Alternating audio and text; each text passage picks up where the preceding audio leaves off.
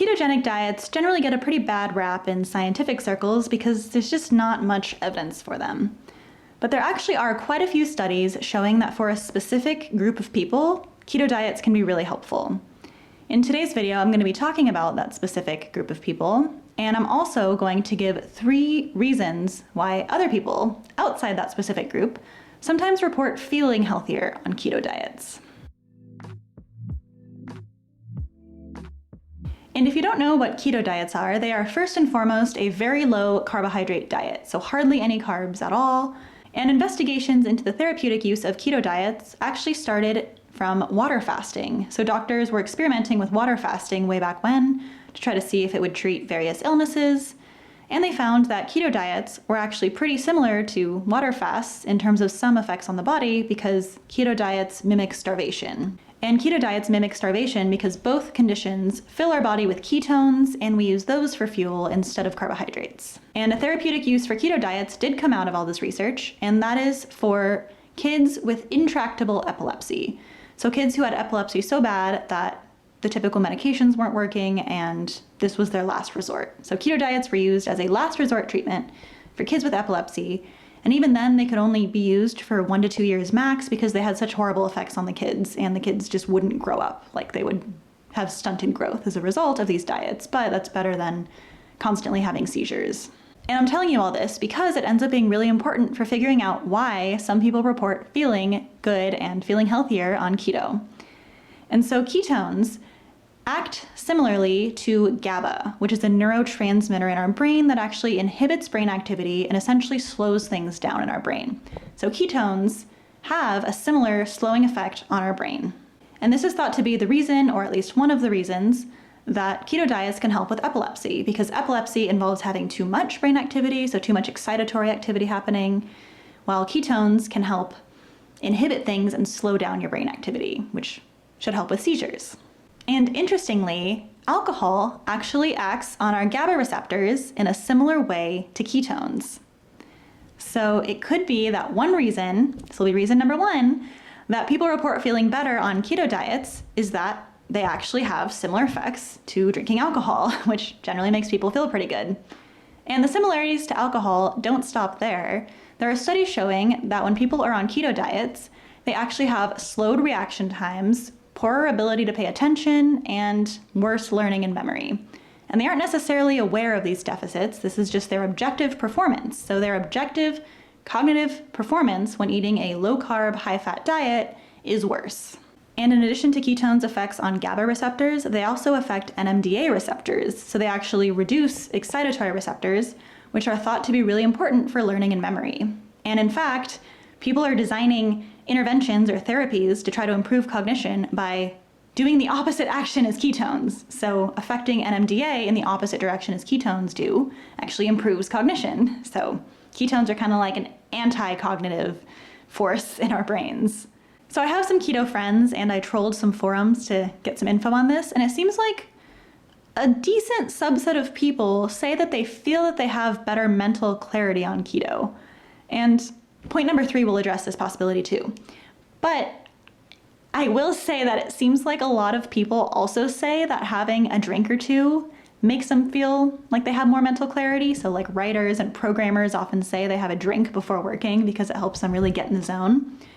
And I'm theorizing if it is the case that some people feel like they have more mental clarity on keto, one reason could be that it actually is lowering inhibitions and kind of raising confidence, because people also report feeling more confident sometimes in a similar way to alcohol. So it could make people feel a little overconfident and maybe be suppressing some kind of background activity by literally slowing your brain activity, which could make you feel like you have more mental clarity while you're actually being slower, given that the studies show that people are cognitively slower when eating a high-fat diet. And for another crazy link, again from Anecdata, or anecdotes that I've collected, it seems like people often report that when they're on keto diets, they can't drink as much alcohol. So I think that's just kind of a funny additional little point of evidence that ketones might be acting quite a bit like alcohol in our brains.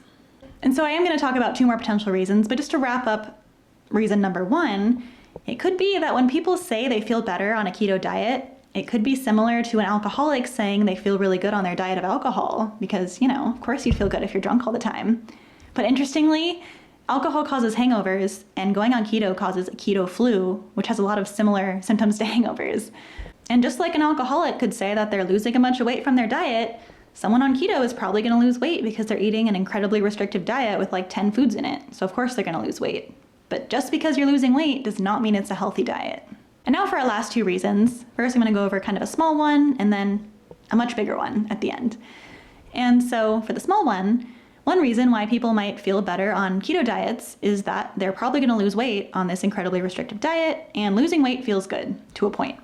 So it's been shown that when people have excess weight, so when they're overweight or obese, they actually have more depression and poorer cognitive function. So losing weight is, of course, going to make people feel better, and it's going to help with health conditions, it's going to help with mobility and pain and pretty much everything. So anything that makes you lose weight, including starving, can actually improve some aspects of your mood and feelings of health because you're getting rid of a bad thing, even if your diet sucks. And then for the last reason, I would bet that the majority of people who actually feel healthier and feel better on keto diets or carnivore diets are actually inadvertently cutting out something they are allergic to. Because let's say you're allergic to corn, then of course if you're eating a standard diet, you're going to be encountering corn in so many things, like every processed food, you're going to have high fructose corn syrup, and then corn is an additive and this and that. Whereas if you start eating just bacon and cheese, pretty much, then you're not going to be eating corn anymore.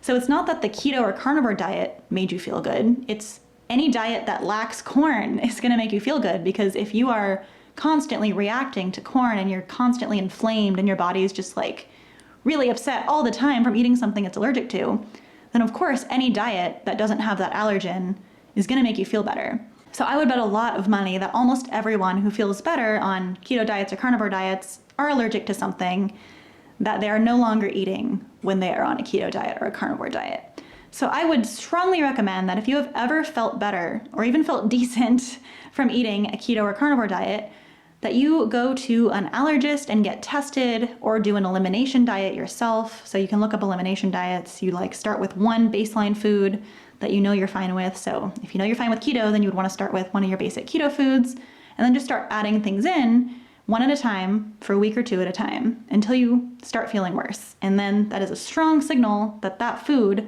is what you're allergic to, or at least one of the things you're allergic to. So yeah, eating any diet that lacks something you are allergic to, it's gonna feel pretty darn good compared to eating a diet full of something you are allergic to. So it's not the keto diet or the carnivore diet that's helping you, it's the diet minus allergen. So I would strongly recommend eating a nice varied diet, especially whole foods plant-based diet, that does not have whatever you're allergic to. And if you don't wanna have to go to an allergist, there's actually also online tests you can order that test your IgG reactivity. So it's not a direct test of allergies as an allergist would do it, but it's still helpful to see if you are having some types of reactions to different foods. I think like Everlywell or something like that is the name of a company.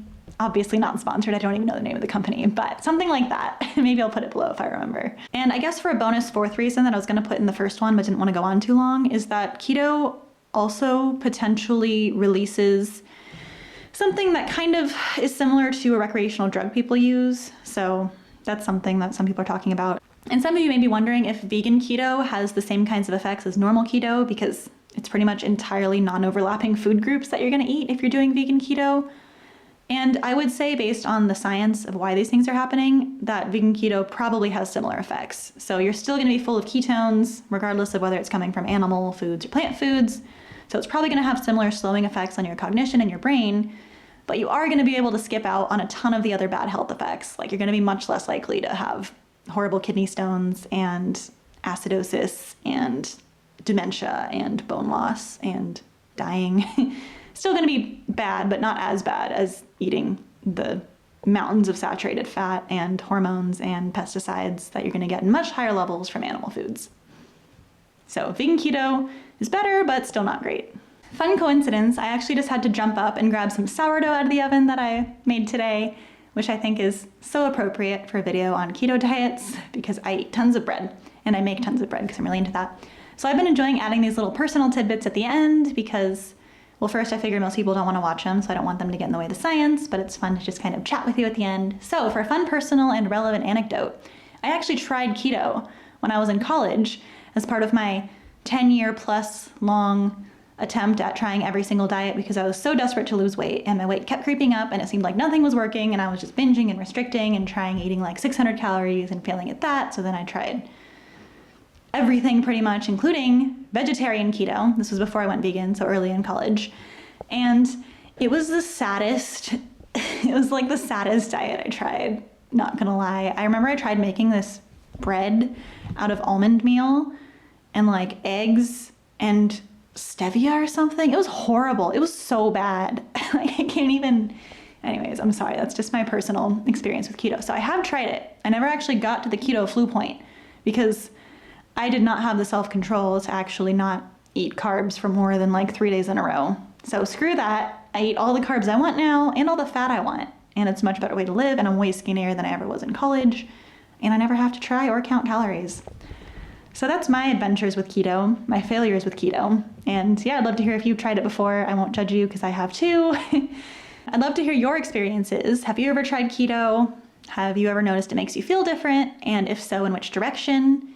And most importantly, if you do feel good on keto, have you ever gotten tested for allergies? Because I'm very curious for my own data collection. So let me know below. So yeah, if you made it this far, thank you. You were awesome.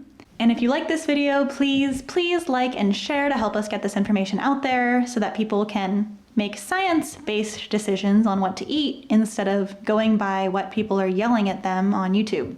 So I hope to provide some contrast to the crazy people yelling by bringing y'all some science. And please subscribe if you haven't already and hit the notification bell below. Thank you so much for watching, and I will see you next time.